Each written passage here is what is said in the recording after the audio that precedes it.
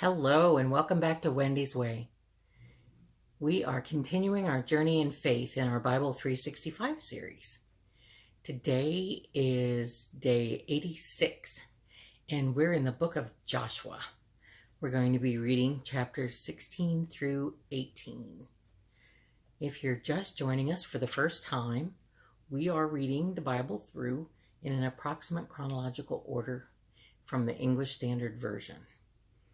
And we're going to do it in 365 sessions. Not 365 days, but 365 sessions. And today is our 86th. We have read up and to the book of Joshua, and we have also read the book of Job and a couple chapters of Psalms. So, I'm so glad that you decided to join me. I hope that you'll join us again. I keep looking the wrong place with the camera. I have that tendency to look at myself rather than at the lens. I hope you don't mind. It's habit for me. So, if you're ready, I'm ready. Let's go to the Word. We are reading about which tribe is allotted what territory, boundaries and such. I'll warn you, my pronunciations are not, I'm sure they're not correct, but you get the idea. Okay. The allotment of the people of Joseph went from the Jordan by Jericho, east of the waters of Jericho, into the wilderness, going up from Jericho into the hill country to Bethel. Then going from Bethel to Luz, it passes along to Ataroth, the territory of the Archites. Then it goes down westward to the territory of the Jothletites, as far as the territory of lower Beth Horon, then to Gezer, and it ends at the sea. The people of Joseph, Manasseh, and Ephraim received their inheritance. The territory of the people of Ephraim by their clans was as follows. The boundary of their inheritance on the east was Ataroth Adar, as far as upper Beth Horon, and the boundary goes from there to the sea. On the north is Mikmethoth.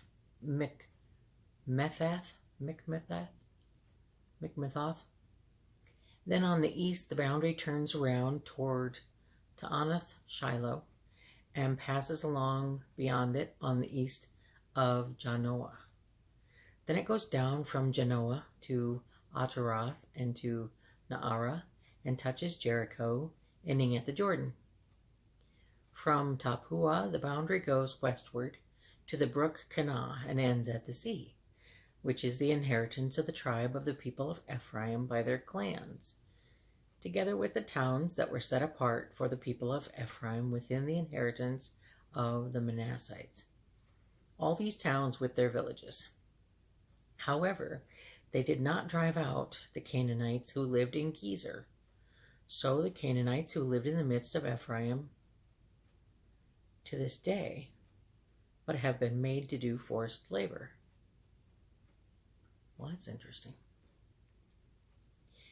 Chapter 17. Then allotment was made to the people of Manasseh, for he was the firstborn of Joseph. To Machir, the firstborn of Manasseh, the father of Gilead, were allotted Gilead and Bashan, because he was a man of war, and allotments were made to the rest of the people of Manasseh by their clans: Abiezer, Helek, Asriel, Shechem, Hepher, and Shemida. These were the male descendants of Manasseh, the son of Joseph, by their clans.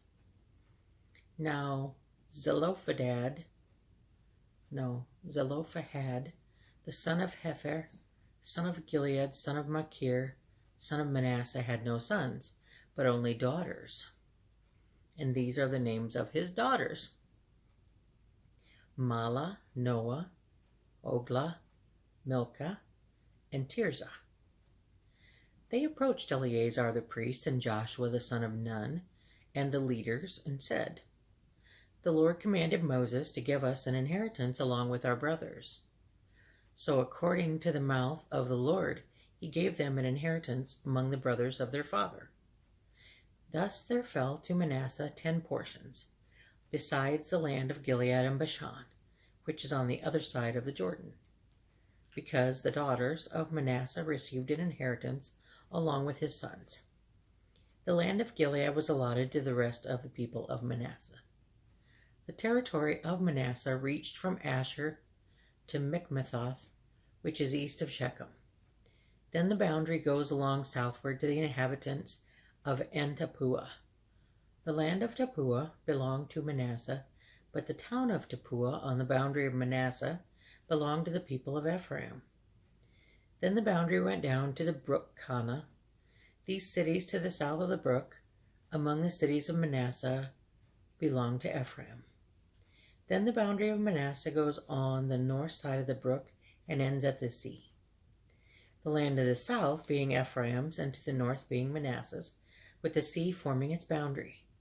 On the north, Asher is reached, and on the east, Issachar. Also in Issachar and in Asher, Manasseh had Beth-shean, its villages, and Ibleam and its villages, and the inhabitants of Dor and its villages, and the inhabitants of Endor and its villages, and the inhabitants of Taanach and its villages, and the inhabitants of Megiddo and its villages. The third is Naphath. Yet the people of Manasseh could not take possession of those cities, but the Canaanites persisted in dwelling in that land. Now when the people of Israel grew strong, they put the Canaanites to forced labor, but did not utterly drive them out. Then the people of Joseph spoke to Joshua, saying, "Why have you given me but one lot and one portion as an inheritance, although I am a numerous people, since all along the Lord has blessed me?" And Joshua said to them, "If you are a numerous people, go up by yourselves to the forest, and there clear ground for yourselves in the land of the Perizzites and the Rephaim, since the hill country of Rephaim is too narrow for you." The people of Joseph said, "The hill country is not enough for us. Yet all the Canaanites who dwell in the plain have chariots of iron, both those in Beth-shean and its villages, and those in the valley of Jezreel." Then Joshua said to the house of Joseph, to Ephraim and Manasseh, "You are a numerous people and have great power. You shall not have one allotment alone, but the hill country shall be yours. For though it is a forest, you shall clear it and possess it to its farthest borders. For you shall drive out the Canaanites, though they have chariots of iron, and though they are strong."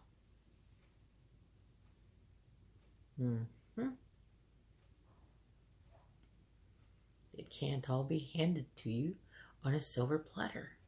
Sometimes you have to make your own way and work for it.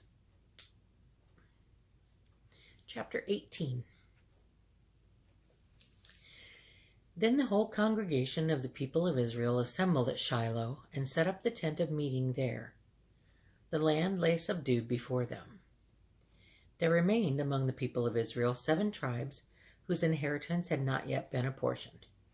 So Joshua said to the people of Israel, "How long will you put off going in to take possession of the land, which the Lord, the God of your fathers, has given you? Provide 3 men from each tribe, and I will send them out, that they may set out and go up and down the land. They shall write a description of it with a view of their inheritances, and then come to me. They shall divide it into 7 portions. Judah shall continue in his territory on the south, and the house of Joseph shall continue in their territory on the north. And you shall describe the land in 7 divisions, and bring the description here to me. And I will cast lots for you here before the Lord our God. The Levites have no portion among you, for the priesthood of the Lord is their heritage. And Gad and Reuben and half of the tribe of Manasseh have received their inheritance beyond the Jordan eastward, which Moses the servant of the Lord gave them. So the men arose and went, and Joshua charged those who went to write the description of the land, saying, Go up and down in the land and write a description, and return to me, and I will cast lots for you here before the Lord in Shiloh. So the men went and passed up and down in the land, and wrote in a book a description of it by towns in 7 divisions. Then they came to Joshua to the camp at Shiloh. And Joshua cast lots for them in Shiloh before the Lord. And there Joshua apportioned the land to the people of Israel, to each his portion. The lot of the tribe of the people of Benjamin, according to its clan, came up, and the territory allotted to it fell between the people of Judah and the people of Joseph. On the north side their boundary began on the Jordan. Then the boundary goes up to the shoulder north of Jericho, then up through the hill country westward, and it ends at the wilderness of Beth Aven. From there the boundary passes along southward in the direction of Luz to the shoulder of Luz, that is Bethel. Then the boundary goes down to Ataroth Adar on the mountain that lies south of lower Bethel Horah. Then the boundary goes in another direction, turning on the western side southward to the mountain that lies to the south, opposite Beth Horon, and it ends at Kiriath Baal, that is Kiriath Jearim, a city belonging to the people of Judah. This forms the western side. And the southern side begins at the outskirts of Kiriath Jearim, and the boundary goes from there to Ephron, to the spring of the waters of Nephtoah. Then the boundary goes down to the border of the mountain that overlooks the valley of the son of Hinnom, which is at the north end of the valley of Rephaim. And it then goes down the valley of Hinnom, south of the shoulder of the Jebusites, and downward to En-Rogel. Then it bends in a northerly direction, going on to En-Shemesh, and from there goes to Galiloth, which is opposite the ascent of Adumim. Then it goes down to the stone of Bohan, the son of Reuben, and passing on to the north of the shoulder of Beth Arabah, it goes down to Arabah. Then the boundary passes on to the north of the shoulder of Beth Hoglah, and the boundary ends at the northern bay of the Salt Sea. At the south end of the Jordan, this is the southern border. The Jordan forms its boundary on the eastern side. This is the inheritance of the people of Benjamin, according to their clans, boundary by boundary, all around. Now the cities of the tribe of the people of Benjamin, according to their clans, were Jericho, Beth Oglah, Emek Keziz, Beth Arabah, Zamaraim, Bethel, Avim, Para, Ophrah, Chepharamoni, Ophni, Geba, 12 cities with their villages, Gibeon, Ramah, Beeroth, Mizpeh, Chephirah, Moza, Rechem, Irpeel, Taralah, Zelah, Haleph, Jebus, that is Jerusalem, Gibeah, and Kiriath Jearim, 14 cities with their villages. This is the inheritance of the people of Benjamin according to its clans. All right, that ends another day, day 86 of 365, in the allotments of the inheritances of the tribes. I thank you so much for joining me. I hope that you'll join me again tomorrow. I pray that the good Lord, who blesses me each and every day of my life, will bless you as well, today and always. Amen.